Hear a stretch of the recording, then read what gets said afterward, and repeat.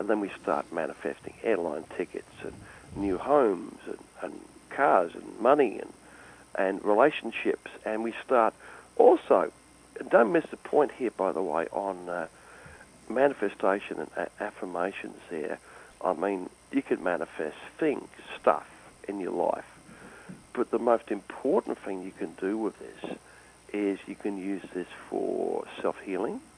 It's very, very powerful self-healing method. And using the law of attraction for self-healing, probably the most powerful healing you could do. You can use it for healing other people, for helping other people with physical conditions, with psychological conditions. Anything in your life you can use this on to make a difference. Well, that's amazing. Now, before we do any astral dynamics or astral projections, you talk a lot about, first, the extensive knowledge that you have in energy work and healing and self-healing and building your spiritual development, and that this is very important before you try to astral project. Talk about energy work. Well, first off, you don't really need to know a lot about astral projection or lucid dreaming in order to do them. They'll often happen spontaneously. Children often, even small children. I started when I was 4 years old, and over a short period of time I was gallivanting around the neighbourhood and having lots of fun. But to take it to a higher level, to actually do something with it, you need to do a little bit of study on it. Energy work helps the process.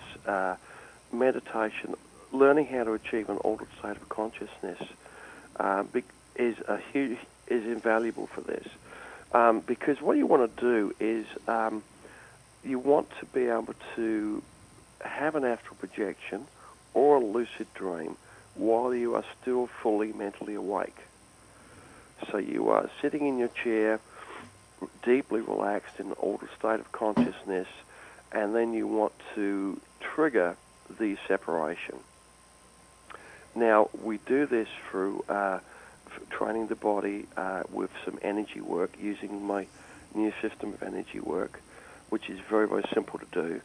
And we use these things, get into an altered state of consciousness, which means your mind is still awake, but your body goes to sleep. So your body is physically asleep. Sometimes it'll even snore if you tend to snore. But your mind is still awake and you can still move, albeit very slowly.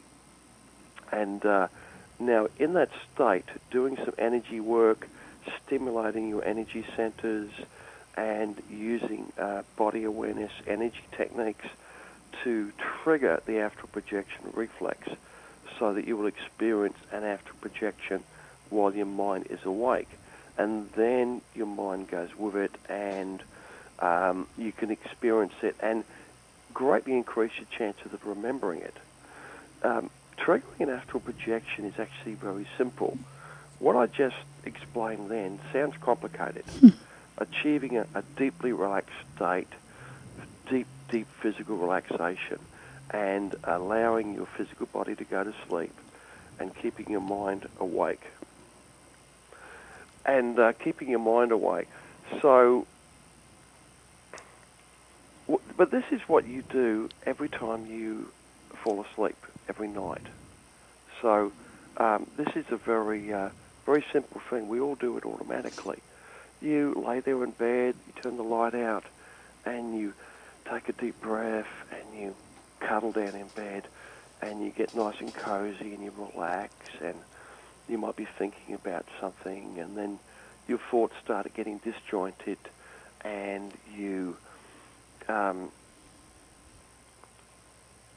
start to lose track of your thoughts. They start getting a bit silly and disjointed. And next moment, there's a little click, and you fall asleep.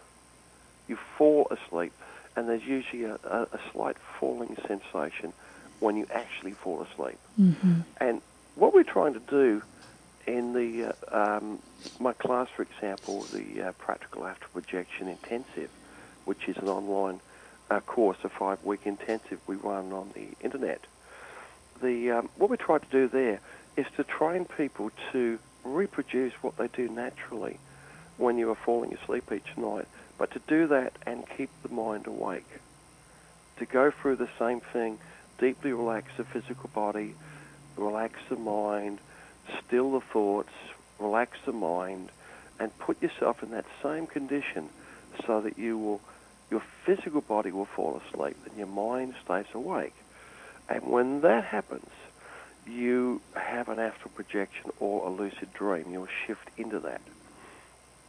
And it's a very, very natural thing once you take yourself out of it, because your disbeliefs, it's something new you're doing, shifting into that new state. So there's a lot of internal resistance because we're not used to doing it. Now, if we stop trying to do it, which is the big part of the program, is putting you in that state and then getting you to stop trying, to relax into the process, to get into the right state, the mind awake, body asleep state, and then to relax into it and allow it to happen while keeping your mind awake. So it all fits together. So it sounds complicated, but it's actually very, very simple. But there is a fair bit to learn in order to do nothing. And there's a lot of practice and training needed to do nothing. Because what are you doing? You're sitting in a chair, you're laying down, and you are actively doing nothing. You are relaxing your body, which means it's doing nothing. It's just going heavier and heavier. You're relaxing your mind, so your thoughts are getting lighter and lighter, so your mind is clear. And in that state, your energy body expands, and you become capable of exiting your body in an astral projection. But so some people take to this like a duck to water, and they'll do it the first time they try it. Most children can do this immediately. Adults, usually, we've developed a fair bit more resistance to this, and so we tend to take a bit more time relearning, or I should say unlearning, a lot of bad habits.